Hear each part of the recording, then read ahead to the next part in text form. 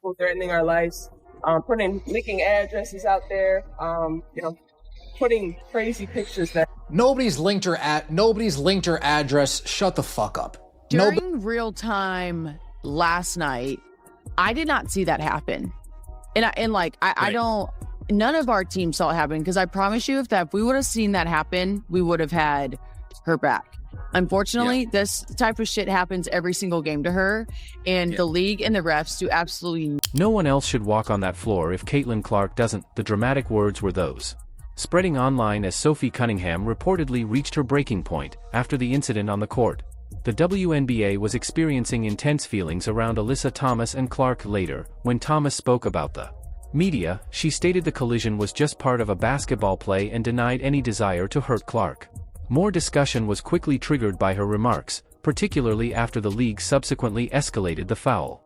Then attention was drawn to another update. According to reports from the Indiana Fever, Caitlin Clark was held out of full practice because of a back injury. Clark seemed to twist uncomfortably during the play. As she fell, escalating worries about a problem she was already dealing with. Reactions grew more intense as the word circulated. According to rumors, Sophie Cunningham was incensed by the circumstance and vehemently supported her teammate. She reportedly chastised Thomas, saying that players ought to take greater precautions to keep each other safe, and threatening that teammates would keep talking if the league didn't address player safety. Out. Personally, make sure Thomas never sees the court I'm in Texas. Why would I know? I mean, I'm asking a question. So, guys, I keep telling you guys, you don't hate the media enough. Sophie Cunningham just kept it real about the Phoenix Mercury organization. You know what's funny, though? That I know people in their own organization that, nobody likes their team this year. They say that they are, the unfriendliest group. So, we're not the only ones who feel that way. Internal people feel that way. Wow. People that work for the Mercury, Grant Young posted this. I'm going to give him a shout out. Blind squirrel finds nut. People inside the Mercury organization can't stand this team. Rude, unprofessional, not friendly. Consider what goes on behind the scenes. The controversy surrounding the WNBA has been intensifying for months. While detractors have questioned Caitlin Clark's repeated forceful touch, many fans believe if the officiating has been reliable. As the conversation became viral on the internet, the league kept describing the physical aspect of the game. The topic of discussion has changed now, after Alyssa Thomas addressed the media and said the contact wasn't deliberate. Her remarks sparked yet another round of responses. While some fans supported her version, many others disagreed. Of occurrences, according to sources, Sophie Cunningham was extremely irritated by the circumstances at the time and persisted in standing behind her teammate. The league came under growing public scrutiny as the player safety crisis intensified, and officiating turning into one of basketball's major stories. That would mean so much to me. Quote, just the whole narrative that's being painted out there. It's unfortunate that it's come to this over basketball. I'm crazy. The playing the game, being suspended, just the whole narrative that's being painted out there. It's unfortunate that it's come to this over basketball. A lot of us, myself included, didn't even know the play took place until after, the game. And, now we're being painted as thugs and there's death threats out on us. So it's really unacceptable. It's something that needs to change in this league, and I'm just really excited. You are a thug, Alyssa Thomas. You're a thug. You're a dirty player. You're a nasty individual. You put a fist in Caitlin Clark's throat and a knee in her groin, and you're going to act like, oh, I didn't even know that took place. I didn't even know that happened, as I'm diving onto her and using my fist as an arm cushion to get up. Oh, I didn't even know that happened. Oh my gosh. The narrative. There is increasing pressure within the league. According to information from behind the scenes, there are rumors of emergency meetings to be occurring until authorities resolve the dispute. Additionally, sponsors are reportedly monitoring, keeping an eye on the situation with worries about the league's reputation. Additionally, focus has switched to Caitlin Clark's health. She reportedly has a back problem, which is a serious concern for a guard. who depends on speed, hip movement, and shooting. Her recuperation should be the top priority for medical personnel, being aware that making a hasty comeback could raise the possibility of a more severe setback. No, you know how just like sometimes the of a season, it's like you're on a high, sometimes you're on a low, and it's on the grind. We're in the grind right now. We just haven't like fully clicked yet, and like we have all the potential. So when we do, it's gonna be really good. But like we're getting to the point of like, all right, like what has to give, what has to sacrifice, what do we need to do to actually even start tapping into that potential? So I don't know. I think so. I think other people would be curious about this. Obviously, anytime anything happens, like I don't even know if anyone got teed up. Like they didn't review the foul on Caitlin last night, did they? I don't think they did.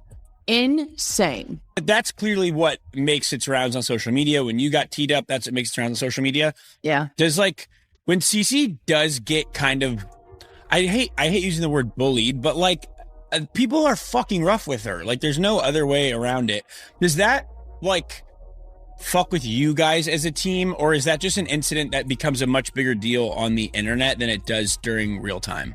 Well, so during real time last night, I did not see that happen. I don't, none of our team saw it happen, because I promise you if we would have seen that happen, we would have had her back.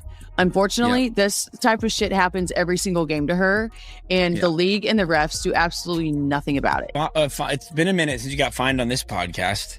I have, but then like you see the videos of like literally kneeing and cheap shotting C in the throat. Like if she did that to any of our teammates, we'd be pissed. But like they're definitely targeting her, and the league and the refs do nothing to protect her. I mean, let's get into this now. The poster that they dropped last night, like the 30-year commemorative thing, which that you're on it, that's cool. Why would you ever put me on it? But people are up in arms that Caitlin's not on it, and then also watching her get kind of her ass kicked last night. I do see everyone being like, why does the league not protect this person? I don't want to get in beef with Kathy either, but it's like it is like she's jealous of her, or like thinks that like because she's a bigger face than her, or like anyone the WNBA's had, that she like won't give her the platform. It's fucking so weird. It's so bizarre. It is a joke. It is a joke. And this is why Kathy in the WNBA is getting lit up on social media, because you are leaving out a generational, the best player to ever go through WNBA on this roster. Honestly, if they were smart, they would market the shit out of some of us. They don't. Well, you're on. They here, don't. At least I should never. That should be Caitlin. That should be Kelsey Mitchell. That should be Aaliyah Boston. Like, why are we putting random players on there? I'm one of them. Do you know she has beef with other big people who aren't on this, like Diana or Sue, or like I don't think Candace Parker's on here. Like, it is a bit strange. Yeah, there's like just Candace isn't even. I don't know, dude. I literally don't know. But what we do makes no sense. But I'm not kidding. Like, even the people they put on the commercials, like they could, if they're really trying to make money, they are going to put people out there that, first of all, people want to see, that people are going to bring attention to, and they just don't. They just don't. I don't know what they think when all that happens. Yeah. It's a good question. Do we think the elbow to CC was follow-up from your tech the other night? My tech was the weakest thing I've ever seen in my life. So let me take you through. I'm going to agree, actually. I think I've seen you do crazier shit. And that was a weak double tech on both of you, for being honest. Dude, so what happened is, one of the league's greatest draws is still Caitlin Clark, and many fans are worried about how the WNBA and Indiana Fever might be impacted by her absence. Additionally, reports indicate that demand for tickets has decreased, while talks about the league's survival in the event that its top players miss prolonged periods of time continue. In the interim, reactions to Alyssa Thomas's remarks in public were not uniform. Some admirers thought she downplayed the event, Others, however, supported her reasoning. Meanwhile, Sophie Cunningham's purported backing of Clark added even more attention to the dispute, which many see as a compelling argument for improved player protection. The league is under increasing pressure, and discussions about player safety, discipline, and officiating continue to be at the main topic of discussion. It's yet unknown if further action would be taken, but the coming days might be vital for the league. What are your thoughts? Did the WNBA handle the matter fairly, or should more adjustments be made? Be produced. Leave a comment below with your opinions. Remember to like, subscribe, and share this video if you liked it. And enable alerts for additional WNBA news and information.